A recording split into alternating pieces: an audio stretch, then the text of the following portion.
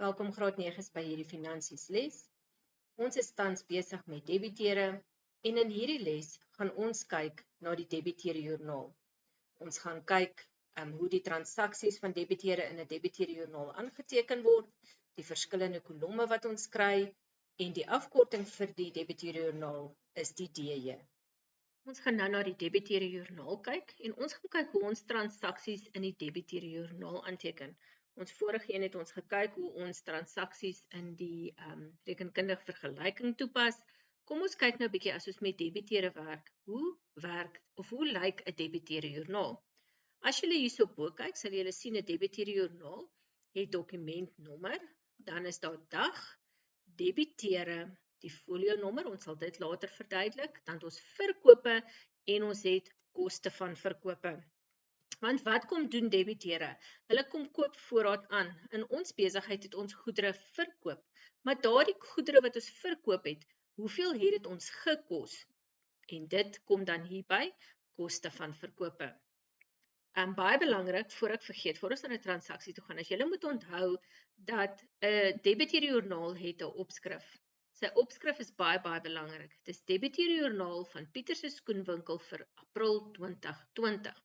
Wat ook belangrik is dat ons noem die debiteure joernaal se afkorting is DJ vir debiteure joernaal en die maand waarin dit plaasvind. Hierso sê ons nou dis nommer 4. Dit beteken dat hierdie besigheid se finansiële jaar begin Januarie.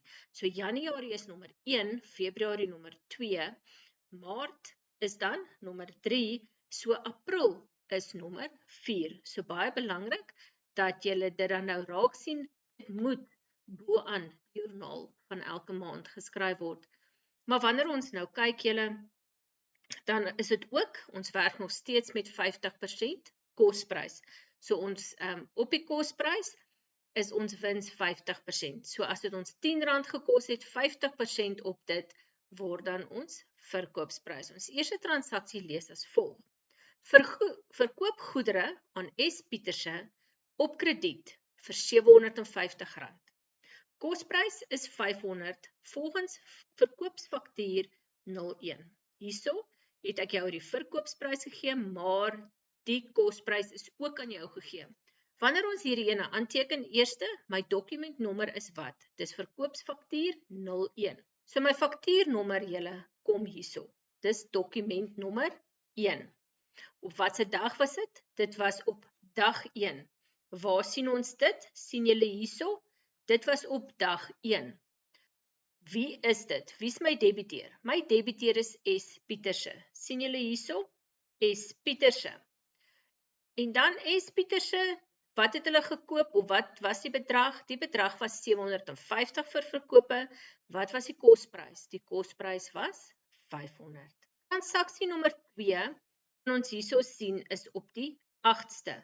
Maar staan hier enigstens hierso, wat is my faktuurnommer? Nee, my verkoopsfaktuurnommer staan nie daar nie, maar julle, dit was in April, so die verkoopsfakture se nommers loop aan 1, so jy moet weet, die volgende een gaan 02 wees. Op watse dag was dit? Dit was op dag 8. Wie is hierdie debiteur julle? Hierdie debiteur is C. de Kok. So C. de Kok skryf ons dan daaronder debiteure, folionommer los jy nog oop. Wat was die verkoopsprys? Weet ons? Nee, maar ons het die kosprys. Kan julle nog onthou wat se formule? So ons weet my koste van verkoop is R450. So nou soek ons kosprys, ons verkoopsprys. Nou my verkoopsprys se formule lyk as volg. Dis kosprys op 1 maal 100 plus my winsopslag gedeel deur 100. So, jy vat 450, jy maal dit met 150, nou, want is die 100 plus die 50% wat my winsopslag is, nou. En jy deel dit dan deur 100. Kan julle nog onthou? Of het julle die antwoord gekry? Kom ons kyk gou. Die antwoord moet 675 wees. So as jy 450 vat, jy maal hom met 150. Die 150 het gekry van die 100 plus die 50% hierso. Dis waar ek 150 gekry het. En dan deel jy dit deur 100. Dan moet jy 675 kry. So die verkoopsprys by dag nommer 8 met C de Kok is 675. Op dag 15 julle, is die handelsvoorraad of die handelsware op rekening verkoop aan B Visagie vir R795. So ons weet nou die bedrag is R795. So ons kan hom gou gaan invul, dokument nommer 3, hoekom? Want ek het vir jou gesê die dokumentnommers loop aan. Dit was op dag 15. Wie is my debiteur? B Visagie. Wat was die verkoopsprys? Die verkoopsprys was R795. Het ek hierso my koste van verkope? Nee. So kom ons gaan werk gou koste van verkope uit. Daar het ek vir jou die formule gegee, so jy kan saam met my gaan, dis 795, jy maal dit met 100 en jy deel dit deur 150.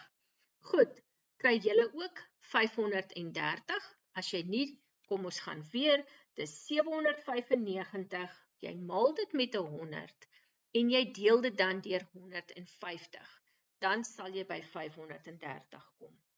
So ons weet dan nou, die verkope of die koste van verkope van 795 is 530. Ons volgende ene lees. Dit is die 29ste. Kredietverkope aan A Nel.